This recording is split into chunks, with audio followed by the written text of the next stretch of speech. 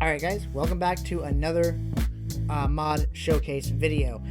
So I am a mod workshop creator for Tabletop Simulator, and I have created a bunch of the decks for Dungeons and Dragons that you see on Tabletop Simulator currently. I've created treasure decks, not so much created them as I own the PDFs for the physical in-person printable decks, and I just imported the PDFs into Tabletop Simulator to share with all of you. In this video, instead of making a video for each individual deck, I'm just going to quickly give a nice, hopefully short rundown of what each deck consists of, and I hope you guys enjoy the video. If you do, give it a thumbs up. Comment down below if you'd like to see more mods related to these or more of my tile mods. Subscribe, hit the notification bell to see future videos as they come out. Find me on the workshop under Grimfire. When you find one of my mods, you'll be able to find the rest of them as they all link to each other. And as you can see here, just type in True Tiles, you'll see me. Type in Grimfire, you'll find me. All the other ones are just Wandering Monsters, treasure decks. You get the picture. I'll show you on, here it is on the workshop. You'll see the True Tiles, D&D Wandering Monsters, treasure decks, and so on and so forth. Just subscribe to one of those, and now we'll get into the game, and I'll show you what the decks can do. Alright, to make things easy, I have created an all-in-one workshop mod to include all of the decks that I've added recently, so you can get them all in one place. So you're going to go to your games after you install it, go to workshop, and click the D&D supplement decks. And we're going to load it for this case to show you what they are. It might take a second to load, as each deck does include around 52 to 53 cards, some only with 26. But here we go. So the main ones that I started out with are treasure decks. These are decks that allows the DM to randomly decide what treasure their players get from encounters if the DM has no plans for said encounter, or if your player just rolls a nat 20 for a random ripping of a bench off a ground in a cathedral that reveals a hidden stash. Trust me, it happened in my campaign. So, you'll take one of these decks based on the challenge rating of the mobs that they defeated or what you think is suitable for the location they're in. So we'll say like challenge rating 1 or 4. Take the deck, and you can shuffle it with R, and then just draw a card and flip it. Now, each card comes with 4 options.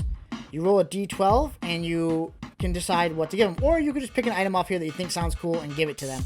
But yeah, so you roll a D12, pick the item, reward your player with it. And these are based off of challenge ratings 1 through 4, then 5 through 8, 9 through 12, 13 through 16, and 17 through 20. Alright, next up we've got the Wandering Monster decks, which were the second decks that I implemented into the workshop. These are another tool for DMs to create random monster encounters when your players are exploring the world. Say your players decide not to go where you thought they were going to go, and you already had fights set up, and they decided to wander through some random forest for God knows what, maybe to go pick some flowers, and you want to hinder their way. Now, you could roll to see if they get a random encounter, and if, depending on whatever rolling method you use, if they do get a random encounter, then based on their location, you've got Underground, Wilderlands, which is basically the overworld, Waterways, and Dungeons, and you, again, can shuffle the deck, draw a card, flip it, and now these, you can do 2 things. You can either roll a d10 to decide what they run into, if you don't care what the CR is, in case you want to make it be random in your world so that maybe they face the challenge that they should probably run from. Or, if you want to make sure that it's tailored to your group, pick the CR, pick the fight. In this instance, CR 1 through 4 would be up to 12 goblins and a single bugbear leading the troop. You got plenty here you can choose from. So that's the 4. You've got dungeons. Like again, this one, the dungeon ones use D6s for some of their cards.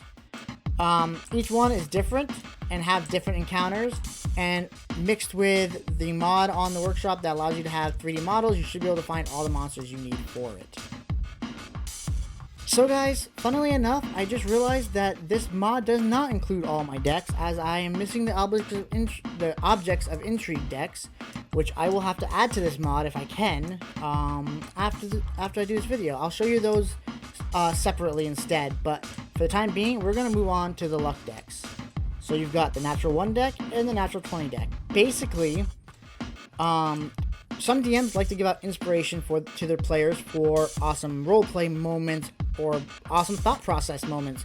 And in that case, you can also hand out these cards. However, these cards can be handed out because you want to, or because a player rolls a natural 20 or a natural 1, and you can automatically give them bad or good luck.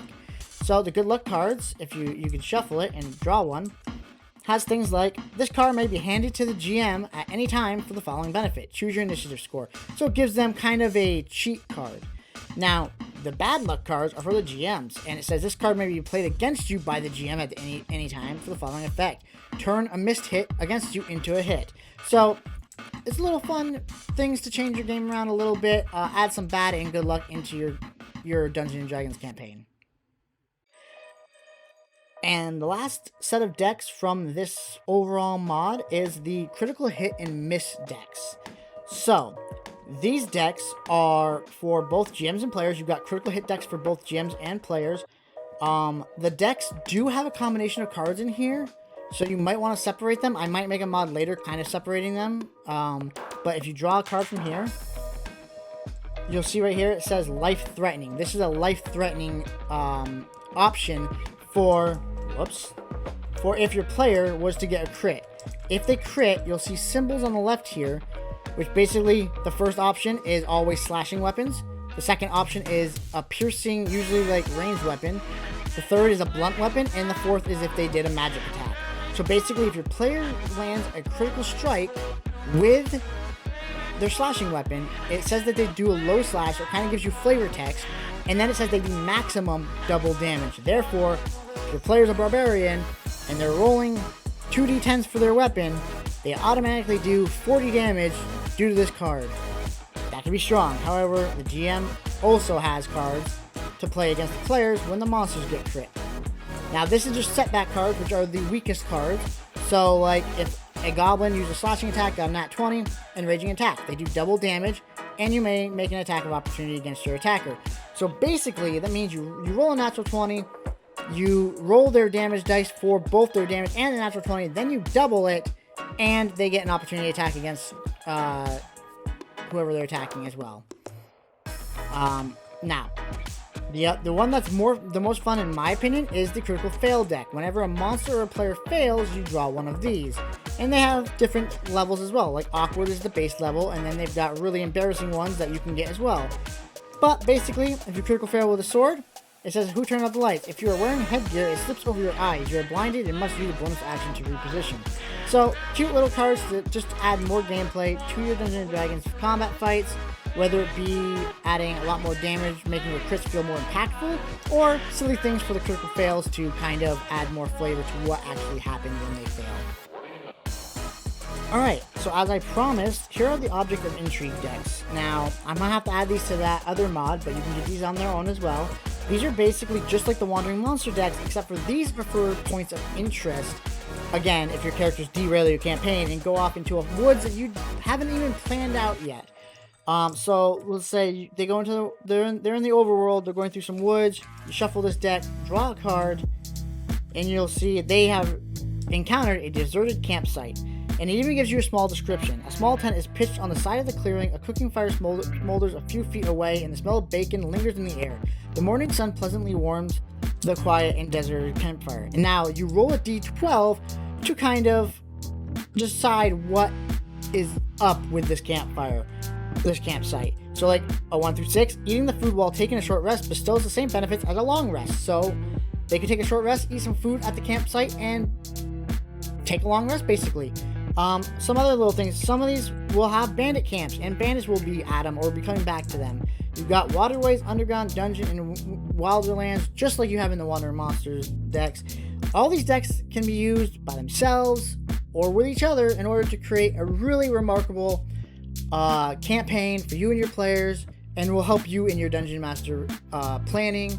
Alright guys, that wraps things up.